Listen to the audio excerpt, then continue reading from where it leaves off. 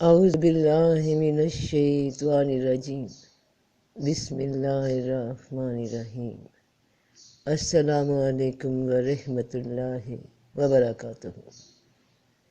ایک وقت میں انسان یا اپنے آپ کے قریب رہ سکتا ہے یا غیر کے مقام پہ، کیونکہ تمہارا یہ من، یہ سوچ ایک وقت میں یا روح سے تعلق رکھ سکتی ہے یا جسم سے۔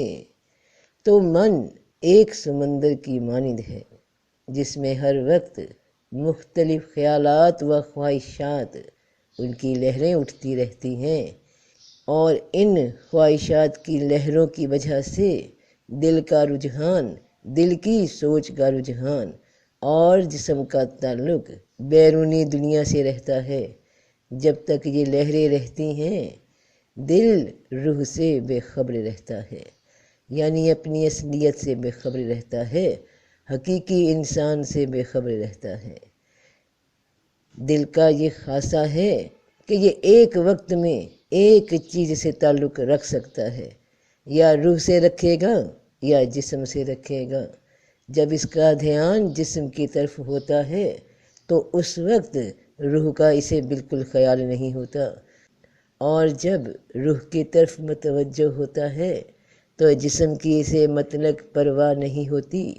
اور اس وقت جسم پر اثر کرنے والی چیزوں یعنی سردی، گرمی، دکھ، سکھ سے بالکل بے خبر ہو جاتا ہے۔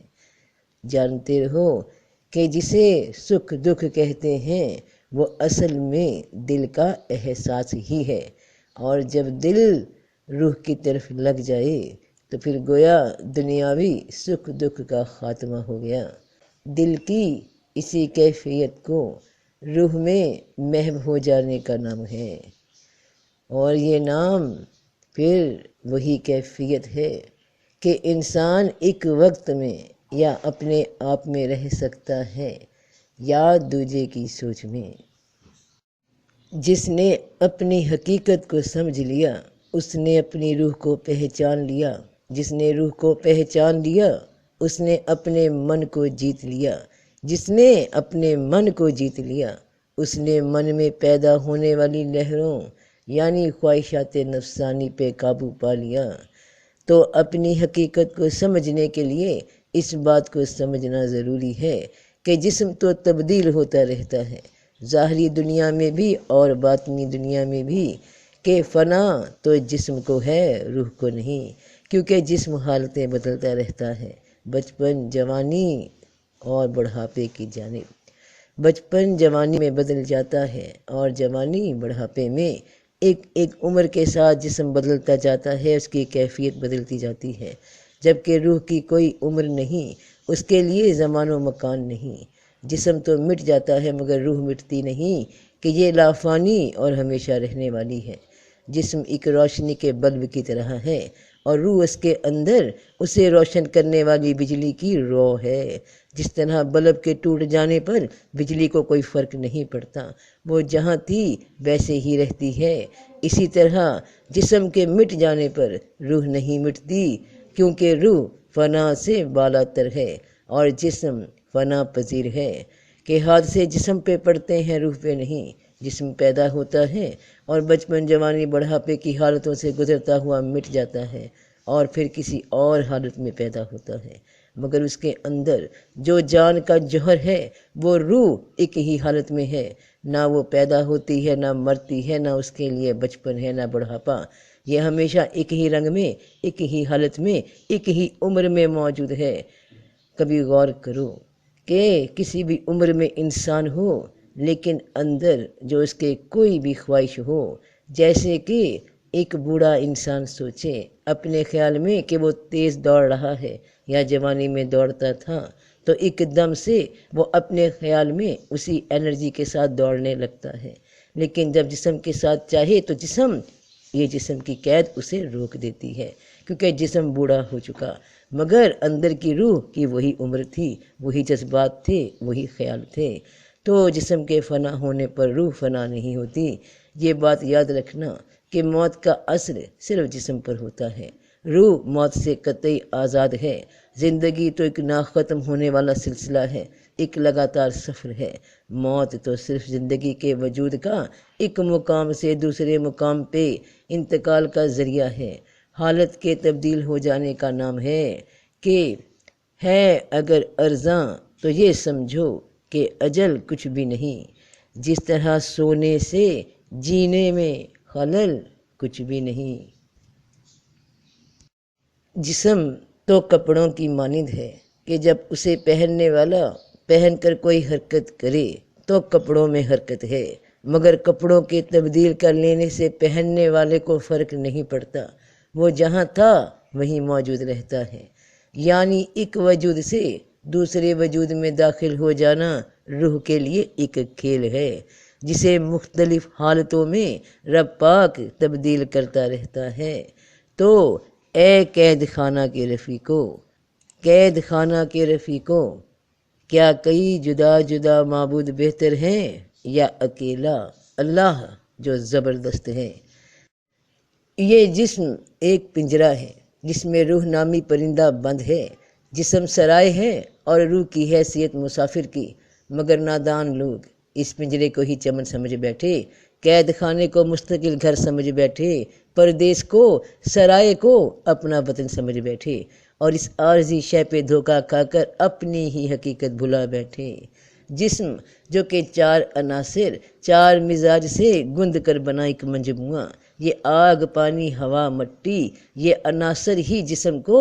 جلا سکتے ہیں، بہا سکتے ہیں، دبا سکتے ہیں یا فضا میں اڑا سکتے ہیں، مگر روح کو نہ آگ جلا سکے، نہ پانی ڈبو سکے، نہ مٹی دفنا سکے، اور نہ ہی ہوا اس پہ کچھ اثر کرتی ہے۔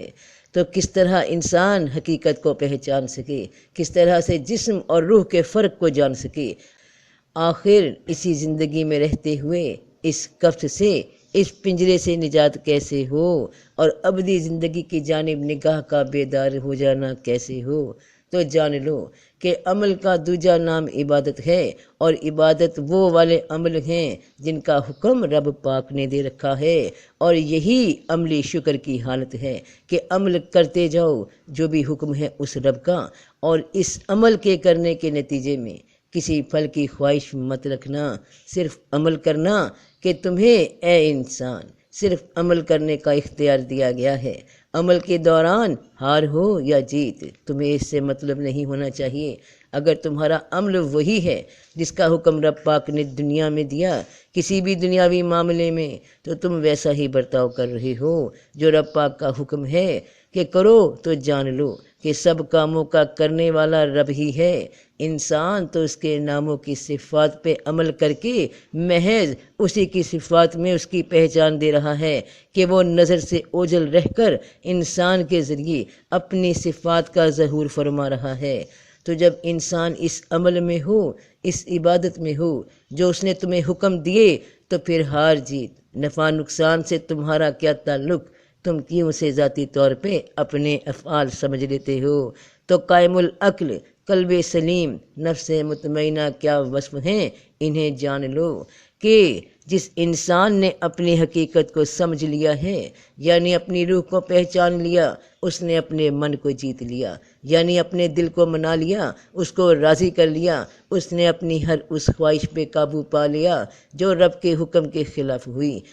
ہر وہ عمل چھوڑ دیا جس کو نہ کرنے کا حکم رب نے دیا، کیونکہ رب کے حکم کے خلاف کام عبادت نہیں کہلاتا، وہ اپنے نفس کی عبادت کہلاتا ہے۔ تو نفس امارہ یعنی اس جسم کی نفسانی خواہشات سے نجات انسان کو تب ملتی ہے جب دکھ اور سکھ اس کے واسطے برابر ہو جائیں، نہ کسی اچھی شے کے ملنے پہ آپے سے باہر ہو، نہ کسی شے کے چھن جانے پر مایوس ہو۔ جس نے خوف، غصے اور لالچ کو اپنے دل سے نکال دیا، تو یاد رکھنا کہ اور میں نے جن اور انسان کو بنایا ہے تو صرف اپنی بندگی کے لیے، کہ رب پاک نے تو تمہیں بنایا ہی صرف اپنی عبادت کے واسطے، اپنے دیے ہوئے حکموں پہ عمل کرنے کے واسطے۔ اور جب انسان ان حکموں سے روگردانی کرے اور اپنی خواہش کے حکموں پہ عمل شروع کرے، تو وہ انسان رب کی عبادت نہیں کرتا بلکہ اپنی ذات کی عبادت کرنے لگتا ہے۔ نیک عمل نیک عمل سب اس کی صفات کی پہچان ہے، اس کی پہچان ہے جس کے لیے اس نے انسان کو بنایا۔ تو انسان اس کے حکموں پہ چلتا ہوا ناکام ہو یا کامیاب، اس سے انسان کو فرق نہیں پڑنا چاہیے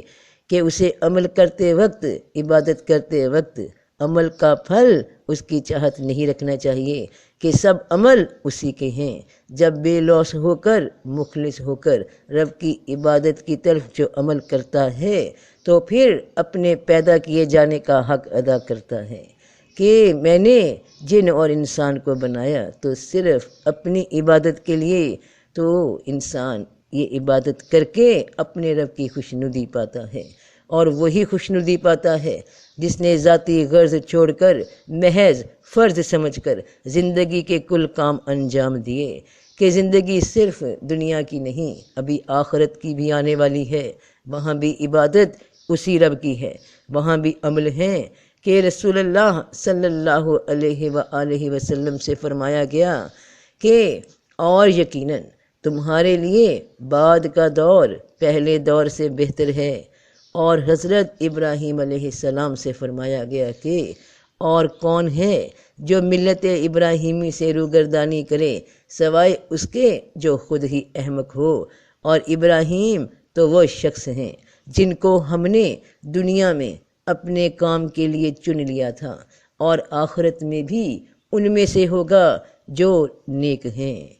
یہ آیت مبارکہ اس حقیقت کی جانب اشارہ دے رہی ہے کہ دنیا کی زندگی کے بعد بھی ایک اور زندگی آ رہی ہے جس میں انسان نے وہاں بھی اپنے رب کے احکام پہ عمل کرنا ہے، یعنی اس کی عبادت کرنا ہے، اور اس دنیا کے میدان کو سجایا اسی لیے گیا تاکہ رب اپنے خالص بندوں کو چن لے، اور جو لوگ دنیا کی زندگی کو ہی اصل مان بیٹھے وہ اگلی منزل پر پہنچنے کی بجائے سزا کے مقام پر اسی زندگی میں، اسی جسم میں قید کر دیے جائیں گے، یہاں سے روح کا پرندہ آزاد نہ ہو سکے گا۔ یہی جسم جن میں آج انسان قید ہے انہی میں قید رہ جائے گا، اور اس پر عذاب کی دردناک کیفیت بھی طاری کر دی جائے گی، جبکہ کامیاب لوگ اگلی منزلوں پہ، نئے سفر پہ، نئے جسموں کے ساتھ، کسی نئے وجود کے ساتھ جا چکے ہوں گے۔ تو اس جسم کے میدان میں ناکامی اور کامیابی کو یکساں سمجھ کر توجہ صرف عمل کی جانب رکھنا کہ عمل عبادت ہے، اور عبادت یا رب کی ہوتی ہے یا اپنے نفس کی۔ رب کے حکم اس کی عملی عبادت ہیں، اس کی نافرمانی نفس کی عبادت ہے۔ تو انسان ایک وقت میں یا اپنے رب کے ساتھ رہ سکتا ہے یا اپنے جسم کے ساتھ۔ تو سچی عبادت کا رنگ یہی ہے کہ انسان بے غرض ہو کر عمل کرے، نتیجہ کچھ بھی نکلے شکر گزار رہے ہر حالت میں کہ کام کروانے والا کوئی اور ہے، اس کے کام کیے جا رہے ہیں، تو جب اس کے حکم کے مطابق کام کیے جائیں گے تو انسان جس بندگی کے لیے پیدا کیا گیا وہ بندگی اب وہ کر رہا ہے۔ تو مطمئن رہے کہ وہ جو عمل کر رہا ہے وہ مخالف نہیں، پروردگار کے حکم کے خلاف نہیں، تو ایسا انسان خود سے قریب ہو جاتا ہے، خود کو پہچان لیتا ہے، اپنے رب سے قریب ہو جاتا ہے، اپنے دل کو جیت لیتا ہے، یعنی دل کو راضی کر لیتا ہے، رب کے حکموں پہ تسلیم و رضا سکھا دیتا ہے، تو رب کا قرب پا لیتا ہے۔ سب کا بھلا، سب کی خیر، جیتے رہو بہن بھائیوں، بیٹے بیٹیوں، فی امان اللہ۔